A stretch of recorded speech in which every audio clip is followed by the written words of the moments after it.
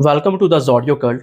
And इस video में आज हम बात करने वाले हैं मून इन फर्स्ट हाउस के बारे में, यानी चंद्र आपके लग्न में। तो आइए शुरू करते हैं मून इन फर्स्ट हाउस।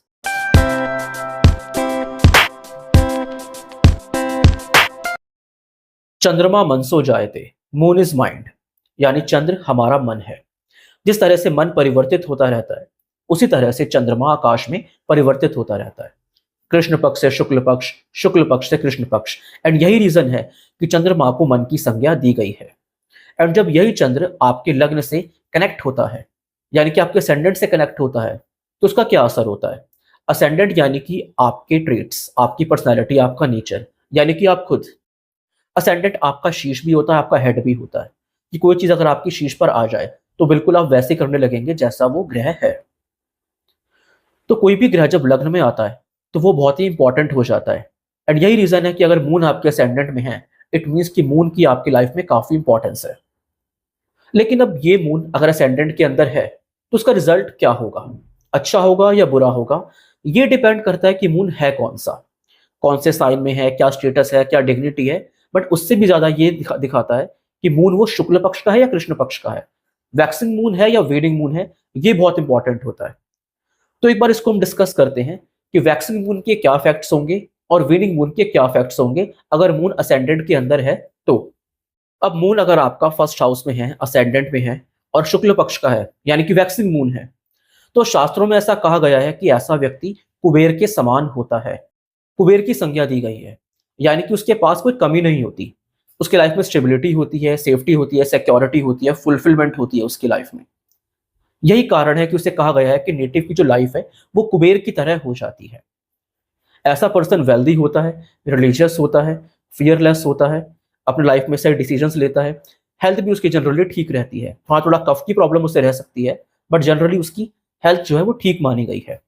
ऐसे व्यक्ति को अपनी मदर से काफी सपोर्ट मिलता है, अपोजिट सेक्स से मिलता है, यानी कि फीमेल स्पेशली, क्योंकि मून जो है वो काफी ज्यादा एसोसिएटेड रहता है फीमेल से। तो फीमेल्स भी काफी बार उसकी हेल्प कर सकती हैं या लाइफ में उसको सपोर्ट कर सकती हैं। साथ ही साथ ऐसा व्यक्ति एक लर्न्ड होता है, स्कॉलर होता है, और जहां कहीं भी जाता है वो थोड़ा पॉपुलर हो सकता है, फेमस हो सकता है, या फिर उसका एक ऑरा होता है, एक इंटेंस ऑरा होता है, क्योंकि ये ग्लो आ रहा है उसकी पर्सनालिटी में, चांदनी आ रही है, इसका ये मतलब होता है। इसलिए moon in first house, specially अगर वो शुक्ल पक्ष का है या वैक्सिंग मून है, तो इसे काफी अच्छा बताया गया है। अब बात कर लेते हैं कृष्ण पक्ष के चंद्रमा की। अगर कृष्ण पक्ष का चंद्रमा है, यानी कि वेनिंग मून है, तो उसके इफेक्ट्स क्या होंगे? इसके इफेक्ट्स बिल्कुल वैसे ही होंगे जैसे कि एक कमजोर मन के या एक खराब मन के होते हैं। जनरली आप लेजी हो सकते हैं, आप बहुत ज्यादा इमोशंस के अंदर बहने वाले हो सकते हैं, आप जो है प्रैक्टिकल नहीं होंगे बिल्कुल भी। जिसने जैसा कह दिया आप बिल्कुल वैसा ही करने लग गए। ये प्रॉब्लम एक देखी जाती है। आप बहुत एक्सप्रेसिव होंगे या बिल्कुल भी एक्सप्रेसिव नहीं होंगे। मीन्स कब कहाँ क्या बोलना है आपको नहीं पता होगा। बहुत बार आपको फाइनेंशियल इश्यूज फेस करने पड़ सकते हैं, हेल्थ इश्यूज फेस करने पड़ सकते हैं। हालांकि हेल्थ दोनों में होती है, चाहे आपका शुक्ल पक्ष का हो या अमावस्या का हो, कृष्ण पक्ष का हो, पूर्णिमा का हो, हेल्थ इश्यूज दोनों में होते हैं, उसे भी हम करेंगे डिस्कस। बट कृष्ण पक्ष का अगर है तो कहीं ना कहीं आपको वात या कफ की प्रॉब्लम होती है। कोल्ड कफ, अस्थमा की प्रॉब्लम भी आपको हो सकती है। इसके साथ साथ हो सकता है आपको मदर का इतना सपोर्ट ना मिले, या फिर आपकी लाइफ में जो फीमेल्स हैं वो आपको इतना सपोर्ट ना करें। ये प्रॉब्लम रहती है। एक चीज यहां पर और है कि मून अगर आपका चाहे पूर्णिमा का हो, अमावस्या का हो, शुक्ल पक्ष का हो या कृष्ण पक्ष का हो, यहाँ पर कहीं ना कहीं मेंटल हेल्थ की प्रॉब्लम थोड़ी रहती है।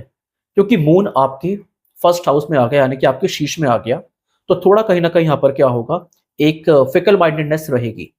हालांकि पूर्णिमा और अमावस्या वालों को थोड़ा ज्यादा रहता है, क्योंकि मन चाहे हाइपर हो यानी पूर्णिमा या लोएस्ट हो अमावस्या, दोनों ही अच्छी बात नहीं है। मून बैलेंस्ड होना चाहिए, यानी मन आपका बैलेंस्ड होना चाहिए।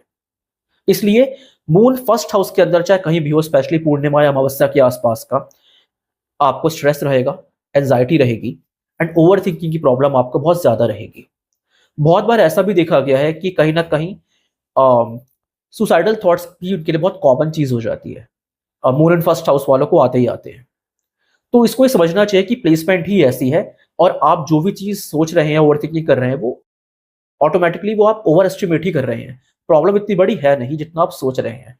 तो ये आपको समझना चाहिए। साथ ही साथ यहाँ पर क्या है कि मून असेंडेंट के अंदर आ रहा है, मन शरीर पर आ रहा है, मतलब कि शरीर बिल्कुल वैसा ही हो जाएगा जैसा मन होगा, जैसे विचार होंगे। एंड बहुत बार देखा गया है ऐसा कि मून इन फर्स्ट हाउस वाले सोच सोच कर ही बीमारी अट्रैक्ट करते हैं। वहम की समस्या बहुत होती है and there is a high possibility कि जो बीमारी वो सोच रहे हैं वो उन्हें हो जाए। और अगर कोई बीमारी हो भी जाती है, अगर वो बना ले अपने मन को ऐसा कि नहीं बीमारी नहीं है, बिल्कुल ठीक हूं मैं और मैं ठीक हो जाऊंगा, तो वो ठीक भी हो जाते हैं। यानी कि जैसा मन वैसा शरीर। इसलिए अगर मून इन फर्स्ट हाउस आपका है, मून इन लग्न है, मून इन असेंडेंट है, तो अपने विचार हमेशा शुद्ध रखें और अच्छे रखें। क्योंकि मून यहाँ पर एक बहुत ही इंपॉर्टेंट प्लैनेट है, आपका असेंडेंट के अंदर आ रहा है। तो पूरा का पूरा आपका जो एक ऑरा है, आपकी लाइफ है, आपका मस्तिष्क है, आपकी सोच है, वो कौन गवर्न कर रहा है? आपका मून गवर्न कर रहा है, क्योंकि वो आपके फर्स्ट हाउस के अंदर आ गया। इसलिए बहुत इंपॉर्टेंट है कि आपके अंदर सेल्फ कंट्रोल होना चाहिए, आपको थोड़ा इमोशनल कम होना चाहिए। अब ये बिल्कुल अलग बात हो गई है कि आप इमोशनल डेफिनेटली होंगे, बट किसी भी तरह से साधना के थ्रू, मेडिटेशन के थ्रू या भगवान शिव की आप पूजा करें, कहीं ना कहीं अपने मन को अपने वश में करें। ये बहुत इंपॉर्टेंट हो जाता है मून एंड फर्स्ट हाउस वालों के बारे में। अब यहाँ पर बात कर लेते हैं एक बार हेल्थ इश्यूज की। चंद्रमा जो होता है वो आपका एक जो एरिया होता है फ्रॉम नोज टू चेस्ट, नाक से लेकर के आपकी छाती तक का एरिया, वहां पर आपका चंद्रमा जो है रूल करता है। तो आपको जो है साइनस की प्रॉब्लम, कफ कोल्ड की प्रॉब्लम, अस्थमा की प्रॉब्लम, ब्रीथिंग प्रॉब्लम्स, लंग्स की प्रॉब्लम आपको हो सकती है। इस तरह के इश्यूज आपको रह सकते हैं। साथ ही साथ यहाँ पर क्या होता है कि चंद्रमा मन है, तो मन की समस्याओं से होने वाली बीमारियां, फॉर एग्जाम्पल बीपी, हाइपरटेंशन, इतनी ज्यादा स्ट्रेस में रहते हैं कि आपको हाइपरटेंशन की प्रॉब्लम हो गई, आपको बीपी की प्रॉब्लम हो गई, बहुत बार देखी जाती है। जनरली ऐसा होता है कि मून अगर खराब है, फर्स्ट हाउस के अंदर है, तो आपकी इम्यूनिटी जो है वो भी काफी डाउन हो जाती है। अगर मंगल देख रहा है, there is a high possibility कि आपको कोल्ड कफ और उसके बाद आपको फीवर हो जाए। ये भी बहुत बार देखा जाता है। तो इस तरह की चीजें हैं जो काफी बार मून अलग अलग प्लेसमेंट्स, मतलब प्लेसमेंट तो एक ही है, बट अलग अलग सिनेरियोस में अलग अलग बीमारियां वो क्रिएट करता है। तो यहाँ पर अगर आपको लगता है कि आपका मून फर्स्ट हाउस के अंदर है और आप बहुत बीमार रहते हैं या फिर आपको ये सारी प्रॉब्लम्स है, तो कुछ रेमेडीज करनी चाहिए आपको। हालांकि वो रेमेडीज आपकी क्या होगी वो आपके हॉरोस्कोप को देखकर ही बताया जाएगा, बट इन जनरल भगवान शिव की पूजा करें एंड अपनी बॉडी में डिहाइड्रेशन ना होने दें, जितना हो सके पानी पिए। ये बहुत बड़ी और एक बहुत ही अच्छी रेमेडी मानी जाती है, because moon in the first house, moon आपके शरीर में है, यानी कि आपके शरीर में पानी भी होना चाहिए, डिहाइड्रेशन नहीं होनी चाहिए। जितना पानी आप पिएंगे उतना आपके लिए अच्छा रहेगा, तो पानी खूब पिए अगर आपका मून फर्स्ट हाउस के अंदर है तो। साथ ही साथ आप जो है, मून बहुत फिकल माइंडेड प्लैनेट है, तो ऐसे में कंसंट्रेशन की जो प्रैक्टिसेस होती है, त्राटक हो गया या फिर कहीं ध्यान लगाना हो गया, प्राणायाम हो गया, ये बहुत इंपॉर्टेंट होता है।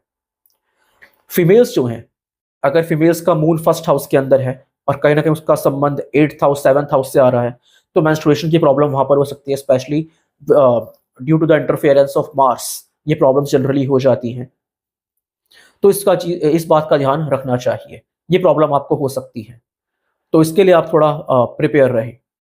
बहुत बार ऐसा होता है कि मून की एक एसोसिएशन, फर्स्ट हाउस के अंदर मून है पर कुछ ना कुछ एक एसोसिएशन उसका 6th हाउस से आ रहा है, तो इन जनरल आपकी इम्यूनिटी जो है वो डाउन हो जाएगी।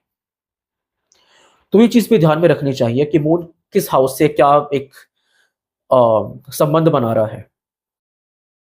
मून बहुत खराब प्लैनेट है, उसका संबंध मारक ग्रहों से है, उसका संबंध 4th हाउस एंड मारक प्लैनेट से। There is a high possibility कि फीमेल्स में ब्रेस्ट की प्रॉब्लम देखी जा सकती है।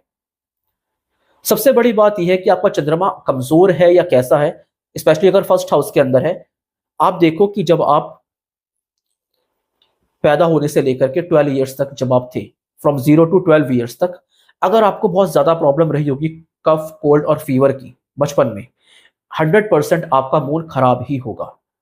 एक बहुत ही अच्छा सिम्टम है देखने का कि मून कुंडली में आपके अच्छा है या खराब है, तो उसे जरूर देखें। वो लोग भी जो मूलों के अंदर पैदा हुए हैं, मूल नक्षत्रों में पैदा हुए हैं, यानी कि केतु और बुध के नक्षत्रों में पैदा हुए हैं और मून फर्स्ट हाउस के अंदर है, उन्हें भी बहुत बार हेल्थ इश्यूज का या एक मेंटल हेल्थ उनकी खराब हो सकती है, तो ये भी पॉसिबिलिटी काफ़ी बन जाती है। ऐसे में चार्ट को बहुत ही अच्छे से रीड करना चाहिए और क्या रेमेडी, प्रॉपर रेमेडी होनी चाहिए, वो आपको एक बार एस्ट्रोलॉजर से कंसल्ट करके करनी चाहिए। सो मून इन फर्स्ट हाउस एक अच्छी प्लेसमेंट मैं मानता हूँ इसको, क्योंकि मून अपने आप में एक सुख कारक ग्रह है और फर्स्ट हाउस को भी देखा जाए, असेंडेंट को भी देखा जाए, तो कोई खराब हाउस नहीं है। वो केंद्र हाउस है, वो त्रिकोण हाउस है। So moon in first house is generally good. हालांकि उसके अलग अलग सिनेरियोज हो सकते हैं, बट आपको एक बात समझनी होगी, सिर्फ अगर मून इन फर्स्ट हाउस को मैं कहूँ कि इसकी सबसे बड़ी रेमेडी क्या है, तो वो यही है कि अगर आपके इमोशंस और आपका मन अगर कंट्रोल है, आप उसे कंट्रोल कर पा रहे हैं बहुत अच्छे से एंड उसे शुद्ध रख पा रहे हैं, आपके विचार जो है शुद्ध हैं, तो फिर आप ये मान लीजिए कि आपकी 80% लाइफ बहुत अच्छी है।